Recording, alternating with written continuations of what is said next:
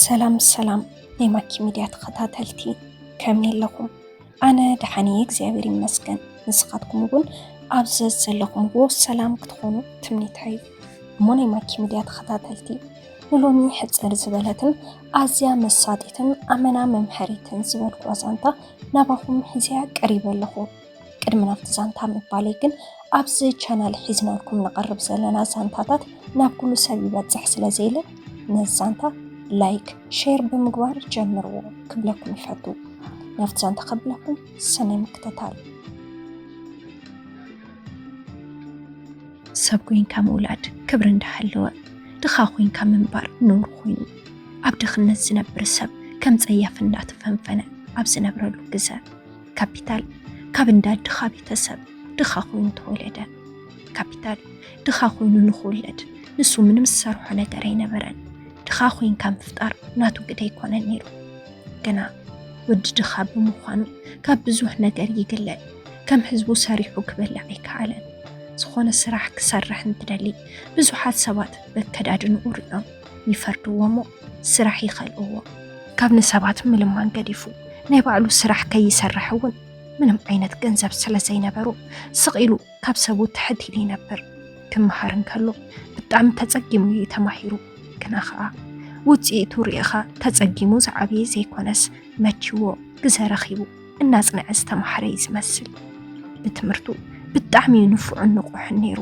ዳርጋ ሙሉእ ናይ ትምህርቲ ወፃእታቱ ባዕሎም እቶም ቤት ትምህርትታት እናሸፈኑሉ እዩ ተማሂሩ ወለዱ በብወገኖም ስራሕ ውዒሎም ይኣትዉ እዮም ኣቦኡ ኣብ ሓደ ትካል ዋርድያ እንትኸውን ኣዲኡ ኸኣ ኣብ ዕዳጋ ሸቃጢት እያ ናይ ብኡ ወርሓዊ ክፍሊት ኩለን ናይ ገዛ ክራይ እየን ዝኣትዋ ነይረን በተነዲኡ እናሸቀጠት እትረኽበን ገንዘብ ከኣ ብዝተኸኣሎም እናተኸራኸሩ እንተረኺቦም ክልተ ግዜ እንተሲኢኖም ሓደ ግዜ እንዳበልዑ እዮም ሂወቶም ዝደፍእዋ ካብ ወለዱ ጀሚሩ መምሃራኑ ጎረባብቱ ኩሎም ኣብ ዝሓሸ ደረጃ ኣብ ፅቡቕ ኩነታት ከም ዝርእይዎ ይተኣማመንሉ ነይሮም ካፒታል ንባዕሉ እውን ከምኡ እንዳሓሰበ ንርእሱ ከም ዝልወጥን ስድርኡ ከም ዝልውጥን ብምእማን ጠንኪሩ ብምምሃር ፅቡቕ ውፅኢት የምፅእ ነይሩ ኣብ ሂወቱ ንባዕሉ ዝኣተዎ ሓደ ቃል ኣለዎ ንሱ እውን ከዓ ተማሂሩ ስራሕ ሒዙ ንባዕሉ ንወለዱን ከይለወጠ ናብ ምንም ከም ዘይኸይድን ናይ ባዕሉ ሓዳር ከም ዘይምስርትን ቃል ኣትዩ ነይሩ ነዚ ቃል ዝኣተወሉ ነገር ንምስኻዕ ከዓ ብዙሕ ይደክም ኣብ መዓልቲ ሓደ ግዜ እንዳበልዐ ትምህርቱ ብኣግባቡ እናተማሃረ ጎና ጎነ ትምህርቱ ከዓ ንወለዱ ንምሕጋዝ ሊስትሮ እንዳሰርሐ ገንዘብ ንወለዱ ይህብ ካፒታል ናይ 12 ክፍሊ ትምህርቱ ብልዑል ነጥቢ ብምምፃእ ምስ ወደአ ናብ ዩኒቨርሲቲ ንክኸይድ ገንዘብ ሓፀሮ ኣብዚ እዋን ብጣዕሚ ክጨናነቕ ጀመረ ሕልሙ ዝሓሰቦ ዝነበረ ኩሉ ብሓደ ግዜ ከም ዘይሳኻዕ ሓሰበ ብቐትሩ እንዳሓልዎ ፀልመቱ ኣብ ከምዚ ዓይነት ፀገም እንዳሓልዎ ሓደ መዓልቲ ናይቲ ዝተምሃረሉ ዝነበረ ቤት ትምህርቲ ዳይሬክተር ንካፒታል ፀውዖ ካፒታል ብታሪክ ኣብቲ ቤት ትምህርቲ ኣብ ናይ 12 ክፍሊ ዝለዓለ ነጥቢ ዘምፀ ተምሃራይ ነይሩ ነዚ ከዓ ፀዊዕዎ ንኡን ምኽንያት ገይሩ ከዓ እቲ ቤት ትምህርቲ ካፒታል ዩኒቨርሲቲ ኸይዱ ንኽመሃር ናይ 2 ዓመት ሙሉእ ወፃኢታቱ ንሶም ዝተረፈ ከዓ ምስቲ ዩኒቨርሲቲ ተዘራሪቦም ከም ዝሽፍንሉ ቃል ኣተውሉ ካፒታል ነዚ ዜና ምስ ሰምዐ ፀልሚትዎ ዝነበረ ብሓደ ግዜ በሪሁ ተረኣዩ ተስፍኡ ከም ሓድሽ ለምለመ ኣብቲ ዝተባሃለ ግዜ ከዓ ናብ ዝተመደበሉ ዩኒቨርሲቲ ኣተወ ብስርዓት ክመሃር ጀመረ ካፒታል ዩኒቨርሲቲ እንተኣቱ ንባዕሉ ጥራሕ ኢሉ ኣይኮነን ነይሩ ንቤት ትምህርቲ ወኪሉ ንወለዱ ወኪሉ እዩ ኣትዩ በዚ ዝተለዓለ ከዓ ጠንኪሩ ክመሃር ናይ ግድን ብምንባሩ ለይትን ቀትርን ጠንኪሩ እንዳፅንዐ ብፅቡቕ ኩነታት ይመሃር መቸም ኣብ ውሽጢ ዩኒቨርሲቲ ጎበዝ ተምሃራይ ብኹሉ ተደላይ ብፍላይ ከዓ ብደቂ ኣንስትዮ ንፉዕ ተምሃራይ እንተርእየን ክንዲ ዝኸኣላ ፅዒረን ብፍቕረን የውድቆ እሞ ኣብ ፈተና የቕድሐን ዝተወሰነ ኣሳይመንት ንሱ ይሰርሐለን እዘን ከምዚ ዓይነት ደቂ ኣንስትዮ ንካፒታል ክቐርብኦ እውን ሞኪረን እየን እንተ ካፒታል ግና ኣሽንኳይ ኣፍቃሪት ክሕዝስ መሓዛ ንምሓዝ ብዘይምድላዩ ንዝቐረብዎ ኩሎም እናረሓቐ ትምህርቲ ጥራሕ ይገብር ካፒታል ቅድሚ ዝኾነ ይኹን ነገር ዕላማ ከም ዘቐድምን ሕልሚ እንተሓሊካ ማንም ከም ዘየሰናኽለካን ኣብቲ ዩኒቨርሲቲ መርኣያ ይኾይኑ ዝመሃሮ ዝነበረ ትምህርቲ ሜካኒካል ኢንጂነሪንግ እዩ ነይሩ። ኣብ ናይ መጀመርያ 2 ዓመታት ካብቲ ዩኒቨርሲቲ ብናይቲ ዲፓርትመንት ልዑል ነጥቢ እንዳምፀወደአ እቶም ቤት ትምህርቱ እውን ብዛዕባኡ ነቲ ዩኒቨርሲቲ ምስ ተዛረቡ እቲ ሓላፊ ነጥብታቱ ርዩ ተስፋ ስለ ዝገበረሉ ዝተረፍዎ ዓመታት እቲ ዩኒቨርሲቲ ባዕሉ ከም ዝሽፍነሉ ቃል ኣትዩ ትምህርቱ ቀፀለ። 5 ዓመት ሙሉ ብፅቡቅ ኩነታት ዝነበሩ ርከብ ምስ መፅሓፍን ደፍተርን ገይሩ ተኸታተለሞ ብልዑል ነጥቢ ካብቲ ዩኒቨርሲቲ ተመሪቑ ወፀ። ካፒታል ትምህርቱ እንትምረቕ ስራሕ ሒዙ ንኽልወጥ ዓብይ ራዕይ ሒዙ እዩ ነይሩ። ካብቲ ዩኒቨርሲቲ ምስ ወፀ እውን ተቐላጢፉ ናብ ስራሕ ምድላይ ምእታው እዩ ነይሩ። ከምቲ ዝሓሰቦ ግና ስራሕ ቀልጢፍካ ዝርከብ ነገር ኣይነበረን። እዛ ወረቐቱ እንጠልጢሉ ፈቆዱኡ እንዳዘረ ስራሕ ይጥይቕ ግና ኣይረኸበን። ምንም ዓይነት ስራሕ ስለ ዘይነበሮ ምንም ዓይነት ኣታዊ ነበሮን።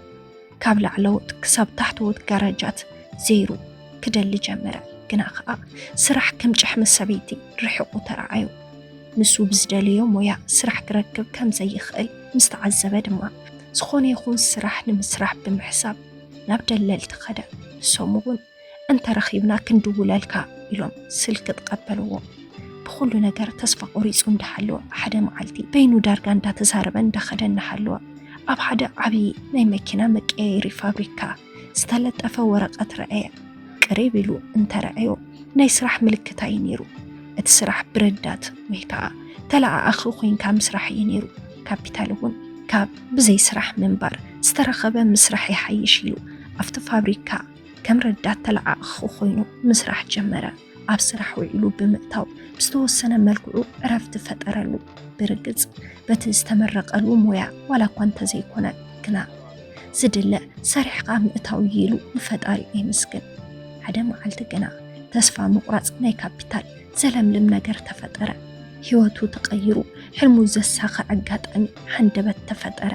ኣብቲ ዝሰርሐሉ ፋብሪካ ሓንቲ መኪና ትመፅሞ ኣቑሑታ ንክቕይሩላ ተነገሮም። እቶም ኣብኡ ዘለዎም ሜካኒካት እውን ነቲ ኣቑሑ ምስ ቀያየርዎ እንተመኳርዋ ምልዓል ዓብየት። ኩሎም ፀገማ እንታይ ምዃኑ ምርዳእ ኣብዮም እሞ ሓላፊ ናይቲ ፋብሪካ ፀዊዖም ነቲ ፀገም ረድእዎ። እዚ ሓላፊ እውን እታ መኪና እንተተመሊሳ ዝኸስሮ ኪሳራ እንዳሓሰበ ዝገበሩ ገይሮም ክዕሪዋን ይነግሮም። ደጋጊሞም ብዝተፈላለየ መንገዲ ምኽከሩ ግና ከዓ ወይከ ክሳኻዕ ኣይከኣለን። እዚ እንትገብሩ ካፒታል ኣተኪሩ ይዕዘቦም ነይሩ። እታ መኪና እተውፆ ድምፂ ሰሚዑ እንታይ እንተኾይናያ ከምኡ ትኸውን ፈሊጥዎ እዩ። ግና ዝገብርዎ ንምርኣይ ስቕ ኢሉ ይፅበቕ። እቶም መካኒካት ሞኪሮም ምስ ኣብዮም እቲ ሓላፊ ነቲ በዓል ዋና ደው ኢሎም ናብ ካሊእ ንኽወስዳ ንኽነግሮም መልእኽቲ መሓላለፉ።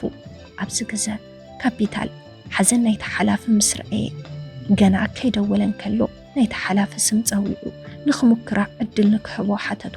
እቲ ሓላፊ ኮነ እቶም ሜካኒካት ዝቕልድ ዘሎ መሲልዎም ተናደዱ።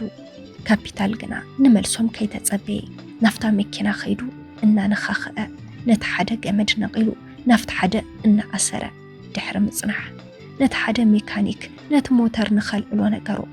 ኩሎም ኣይኣመንዎን። ግና ከዓ ንምሙካር ኢሉ እቲ ሜካኒክ ኣትዩ ነቲ ቁልፊ እንተዝሮ እታ መኪና ተለዓለት። በዚ ከዓ ኩሎም ተገረሙ። ብፍላይ እቲ ሓላፊ ካብ ብዙሕ ኪሳራ ስለ ዝደሓነ ብጣዕሚ ተሓጎሰ። ነናብ ስርሖም እንትምለሱ እቲ ሓላፊ ንካፒታል ኣፅውዖሞ ብዛዕባ ህይወቱ ኩሉ ሓተቶ። ካፒታል እውን ካብ መጀመርታ ክሳብቲ ዘለዎ ህይወት ዘርዚሩ ነገሮ። ብምንታይ ከም ዝተመረቐ ብልዑል ነጥቢ ከም ዝተመረቐ ሓዊሱ ነገሮ። ኣብዚ ግዜ እቲ ሓላፊ እዚ ቀፃሊ መዓልቲ ናይ ትምህርቲ መረዳእታታትካ ሒዝካለይ ምፃእ ኢሉ ነገሮ። እቲ ሓላፊ ንስርሑ ትኽክለኛ ሰብ ከም ዝረኸበ ደምደመ። ናይ ትምህርቲ መረዳእታታት ከይርአየ በቃ ምስኡ ክስራሕ ወደአ። ኣብ ቀፃሊ መዓልቲ ናይ ትምህርቲ መረዳእታታት ሒዙ ንኽመፅእ ነገሮ። እሱ እውን ሒዙ ምስ መፀ እቲ ሓላፊ ንካፒታል ዜና ብስራ ተበሰሩ። ካፒታል ዝሓልሞን ዝሓስቦን ዝነበረ ረኸበ። ብፅቡቅ ክፍሊት ከም ዝተቆፀረ ምስ ሰምዐ ሓጎሱ ወሰነ ይነበሮን። ብጣዕሚ ተሓጊሱ ፅቡቅ ስራሕ እንዳሰርሐ ፅቡቅ ኣታዊ እንዳኣተወ ቀስ ብቐስ ካብ መዓልቲ ናብ መዓልቲ ናብ ዝሓሸ መነባብሮ እንደቐይረ ካፍቲ ከርፋሕ ድኽነት ከላቅቆም ጀመረ ንኽልቲኦም ወለዱ ነብኡ ካብ ዋርድያነት ነዲኡ ከዓ ካብ ሸቃጤትነት አልዒሉ ባዕሉ ብጽቡቕ ክንከባኸቦም ጀመረ ወለዱ ንሱ ኣብ ዝለዓለ ደረጃ በፂሑ ከም ዝጥውሮም እምነቶም እዩ ነይሩ ሓሳብ ልቦም ሰሚሩሎም እውን ከዓ ወዶም ከምቲ ዝደለይዎ ዓይነት ውላድ ምስ ኮነሎም ብጣዕሚ እዮም ተሓጒሶም ካፒታል ቃልን ተግባርን ናይ ወለዱ ተስፋ መምሃራኑ ረኣይ ጎረባብቱ ብዓብዩ ከዓ ሕልሙናቱ ብጽቡቕ ወዲኡ ጽቡቕ መነባብሮ መሓዙ ብጣዕሚ ሕጉስ እቲ ብሰንኪ ድኽነቱ ብዙሕ ዝተገፍዐ እቲ ኣብ መዓልቲ ሓደ ግዜ እንዳበልዐ ዝዓበየ ንደፍተር ስኢኑ ዝዓበየ ቆልዓ ብሰንኪ ዕላምኡ ነፂሩ ንቕድሚት ጥራሕ ምርኣዩ ኣብ ዓወት በፅሐ ስለዚ ኣብ ህይወትና ብሰንኪ ድኽነትና ኮነ ካልእ ነገር ብዙሕ ፀገም ንድሕሪት ገዲፍና ንዕላማና ንንበር ሰላም ናይ ማኪ ሚድያ ተኸታተልቲ ነዚ ዛንታ ክሳብ መወዳእታ ስለዝሰማዕኹሞ ካብ ልቢ ይምስግን ኣብዚ ቻናል ሒዝናልኩም ንቐርብ ዘለና ዛንታታት ናብ ኩሉ ሰብ ይበፅሕ ስለዘይለ ነዚ ዛንታ ላይክ ሼር ምግባር ኣይትሕመቑ ኣብዚ ዛንታ ሓሳብ ርእቶ እንተዳህሊኩም ኣብ ናይ ኮመንት መጽሐፍ ቦታ ሓሳብ ርእቶኹም ክትገድፉልና ትኽእሉ ኢኹም ነዚ ቻናል ላይክ ሼር ሳብስክራይብ ምግባር ኣይትሕመቑ እንዳበልኩ ብቐጻሊ ብኻሊእ ዛንታ ብኻሊእ መደብ ብኻሊእ ሓሳብ ክሳብ ንራኸብ ክሳብ መወዳእታ ምሳና ስለ ዝጸናሕኩም ካብ ልቢ እንዳመስገና በዚ ክንፍለየኩም ሰሰና እዩ